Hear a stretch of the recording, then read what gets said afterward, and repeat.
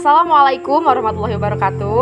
Perkenalkan, nama saya Prilia Charisti Payesti dari Fakultas Usuluddin dan Pemikiran Islam, Prodi Akidah dan Filsafat Islam. Baiklah teman-teman, di sini saya akan mempresentasikan makalah saya yang berjudul Islam di Nusantara abad ke-19 dan abad ke-20. Langsung saja kita masuk ke pendahuluan. Islam adalah agama yang universal sehingga dinamakan agama rahmatan lil alamin. Sekalipun pada awalnya diturunkan pada lingkungan masyarakat di Jazirah Arab, pada masa selanjutnya, setelah Islam tersebar ke seluruh penjuru Jazirah Arab, kemudian merambah keluar Jazirah Arab, sampai ke wilayah yang sangat jauh dari pusat sumber datangnya Islam, seperti ke benua Eropa, Cina, hingga ke Asia Tenggara. Ketika penyebaran Islam masuk ke suatu wilayah, terkadang karakteristik unsur lokal mewarnai nilai-nilai dalam Islam. Hubungan antara keduanya bisa saja bersifat dualistik, sehingga sulit dipersatukan. Hal ini tentunya terutama ketika unsur lokal yang mengandung nilai-nilai tradisi kontradiktif bertemu dengan substansi ajaran Islam melahirkan pemahaman keagamaan yang sinkretik. Di tengah-tengah masyarakat Islam Nusantara, terdapat fenomena yang unik tentang keberagamaan di wilayah ini disebut oleh Abdul Aziz Tahaba sebagai Islam yang khas dan berbeda dengan Islam Arab. Sebagai contoh, adanya upacara ritual pemberian sajian atau sesajen di suatu tempat dan waktu tertentu seperti di laut, hutan, atau kuburan. Ketika itu, dilakukan acara tertentu, salah satunya berupa bentuk permohonan kepada penguasa hutan, laut, dan kuburan agar kekuatan di tempat itu tidak mencelakakan anak keturunan mereka. Hal ini tentu sangat bernuansa sinkretik atau syirik dan bertentangan dengan Islam. Karena hakikat dari agama Islam di dalam tauhidnya hanya berlindung kepada Allah semata. Seorang muslim memohon pertolongan dan kepasrahan diri. Kemudian, sebagian kelompok orang berupaya berdakwah dengan menggunakan pendekatan akulturasi. Terjadinya sinkretisme di dalam praktek keagamaan Islam dengan nilai-nilai pra-Islam, semisal dinamisme, animisme, dan Hindu-Buddha.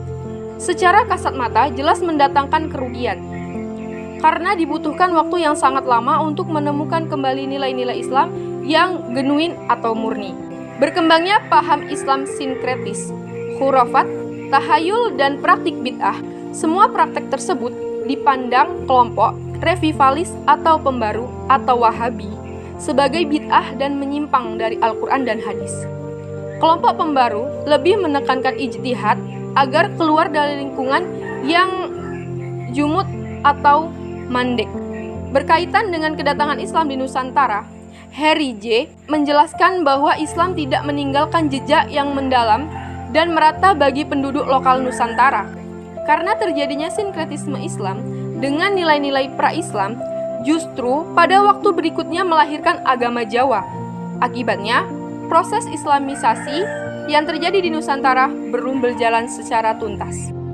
Selanjutnya, yaitu aktivisme abad 19. Dunia Islam abad ke-19 adalah dunia yang sangat menggeliat bangun menyadari kelatar belakangannya setelah muncul kekuatan baru dari Barat Eropa yang bersifat imperialistik. Respon utama Islam terhadap masalah tersebut terbagi menjadi dua. Pertama, menyambut dengan positif karena Barat dianggap membawa nilai-nilai yang mengarahkan kepada kemajuan. Kedua, menolak kehadiran mereka karena secara ekonomis, sosial, dan politis, kaum imperialis sangat merugikan mereka di dunia Islam. Terutama dunia Islam Indonesia terlihat mengambil respon terakhir. Clifford Geertz menggambarkan secara umum kondisi Islam di Indonesia abad ke-19 sebagai berikut. Sebagai agama, Islam boleh dikatakan sudah universal di Indonesia menjelang akhir abad ke-19. Akan tetapi, sebagai satu himpunan ajaran-ajaran suci yang ditaati, Islam Ortodoks merupakan kepercayaan minoritas baik dulu maupun sekarang. Di dalam abad ke-19, Islam yang lebih murni secara definitif menghablur menjadi satu kontra tradisi yang agresif, yang mendakwa sebagai bertentangan dengan ajaran Islam bukan saja kekuasaan Belanda, akan tetapi juga tradisi Jawa Hindu yang dianut oleh kaum bangsawan dan sinkretisme yang terdapat di kalangan kaum tani. Abad ke-19 menjadi saksi terjadinya ledakan-ledakan pemberontakan terhadap pemerintah kolonial Hindia, Belanda, bergelombang dari satu daerah ke daerah lain. Jawa sebagai kawasan paling strategis yang hampir seluruh wilayahnya berada di bawah kekuasaan kolonial, marak oleh berbagai pergolakan. baik yang berupa kerusuhan dan huru-hara maupun yang berbentuk pemberontakan sampai perang. Sementara di berbagai tempat di belahan bumi Indonesia seperti Sumatera Barat, Aceh, Kalimantan Selatan, dan Nusa Tenggara, meskipun tidak seramai di Jawa, juga dilanda gelombang protes, bahkan perang melawan penjajah. Menurut Steenbrink, pada abad ke-19, terdapat dua perkembangan penting dalam dunia tarekat di Indonesia. Perkembangan pertama adalah tergantikannya tarekat Syatariah dengan tarekat Naksabandiyah yang diperkirakan masuk ke Indonesia sekitar tahun 1850-an. Tarekat yang disebut terakhir ini dibawa oleh para haji langsung dari Mekah yang ketika itu, sebagaimana oleh dikemukakan, tengah diisukan pemberontakan ortodoksi. Pergumulan antara dua tarekat yang berpengaruh ini cukup seru, bahkan dalam kasus Sumatera Barat, misalnya sampai menimbulkan bentrokan fisik dan kemenangan akhirnya berpihak kepada tarekat Naksabandiyah. Sebenarnya, tarekat Syatariah dalam pertumbuhan awalnya di Indonesia tergolong tarekat ortodoks, tetapi belakangan dianggap berkurang orientasi syariahnya. Bahkan oleh Steenbrink dijelaskan bahwa tarekat ini tidak menekankan sekali kewajiban sholat 5 waktu, tetapi mengajarkan sholat permanen. Sedangkan tarekat Naksabandiyah lebih mementingkan syariah dan pada umumnya mau menerima anggota yang sudah melaksanakan kewajiban Islam yang utama dan yang mengetahui tentang dasar agama. Selanjutnya, pembahasan yang terakhir adalah beberapa tarekat di Nusantara.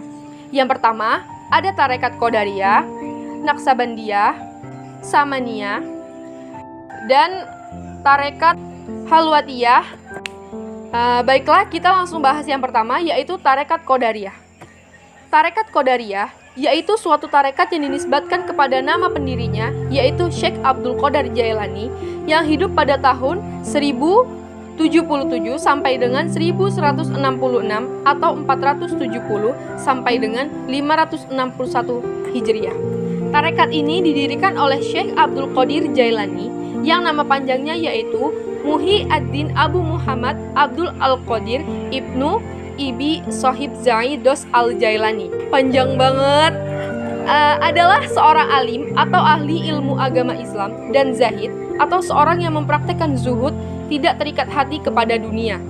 Dia juga seorang ahli fikih mazhab Hambali, lalu dikenal sebagai seorang ahli besar yang banyak keramatnya. Tarekat ini didirikan oleh beliau dalam rangka mengajak masyarakat kepada jalan yang benar. Ajaran Syekh Abdul Qadir Jailani tetap eksis meskipun dalam kondisi politik yang tidak begitu menguntungkan. Hal itu paling tidak didasari atas dua kategori yang harus dipegang oleh pengikut tarekat ini. Pertama, setiap orang yang memasuki tarekat harus beriktikad dengan akidah yang diikuti oleh salafu al-solihin. Yang kedua, harus berpegang teguh dengan Al-Quran dan Sunnah Rasul dengan sungguh-sungguh sehingga memperoleh petunjuk dan bimbingan dalam menampaki tarekat. Yang kedua, yaitu tarekat Naksabandiyah, adalah merupakan suatu tarekat yang diambil dari nama pendirinya, yaitu Syekh Muhammad Bahauddin Naksabandi, yang hidup pada tahun 717 sampai dengan 791 Hijriah.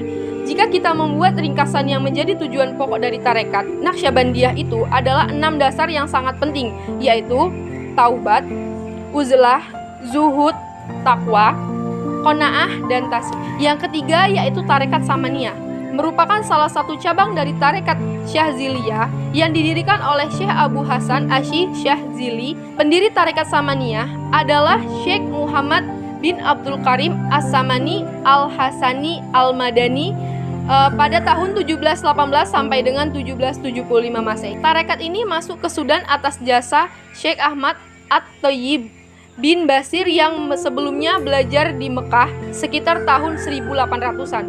Nama tarekat ini terambil dari nama seorang guru tasawuf yang masyhur, yaitu Muhammad Ibnu Abdul Karim Al-Madani Al-Syafi'i yang dikenal dengan Al-Samani pada tahun 1718 sampai dengan 1775 atau 1130 sampai dengan 1889 Hijriah. Sudah mati ya? Apanya? Itu seks. Sudahlah. Yang terakhir yaitu tarekat Halwatiyah, diambil dari nama seorang ulama sufi dan pejuang Makassar abad ke-17, Syekh Yusuf Al-Makassari Al-Halwati Al-Khawarizmi pada tahun 1751 sampai dengan 1350. Sekarang terdapat dua cabang terpisah dari tarekat ini, yang hadir bersama keduanya dikenal dengan nama Tarekat Khalwatiyah Yusuf dan Khalwatiyah Saman. Tarekat Khalwatiyah Yusuf disandarkan kepada nama Syekh Yusuf Al-Makassari dan Tarekat Khalwatiyah Saman diambil dari nama seorang sufi Madinah abad ke-18, Muhammad Al-Saman. Untuk mengetahui segala sesuatu tentang Tarekat Khalwatiyah, perlu diketahui sejarah singkat Syekh Yusuf Al-Makassari, karena beliaulah yang pertama kali menyebarkan tarekat ini ke Indonesia pada tahun 1670 Masehi. Al-Makassari berguru dan mendapatkan ijazah dari Syekh Abu Al-Barakah Ayub bin Ahmad bin Ayub Al-Khalwati bin Al-Quraisy serta mendapatkan gelar Taj Al-Khalwat, sehingga namanya menjadi Syekh Yusuf Taj Al-Khalwati. Di Sulawesi Selatan beliau digelari Tuanta Salamakari Goa atau guru kami yang agung dari Goa. Nama lengkapnya Muhammad Yusuf bin Abdullah Abu Mahasin Al-Taj Al-Khalwati Al-Makassari. Kemudian dari Mula Ibrahim beliau mendapatkan ajaran tarekat Syatariah. Dan yang terakhir, Al-Makassari belajar kepada Syekh Abu Al-Barakah Ayub bin Ahmad bin Ayub Al-Khalwati Al-Quraisy yang menggelari Al-Makassari dengan Taj Al-Khalwati dan ia menerima ijazah tarekat Khalwatiyah. Oke teman-teman, sekian presentasi dari saya. Semoga dapat dipahami dan juga bisa bermanfaat buat teman-teman sekalian. Akhirul kalam, wassalamualaikum warahmatullahi wabarakatuh.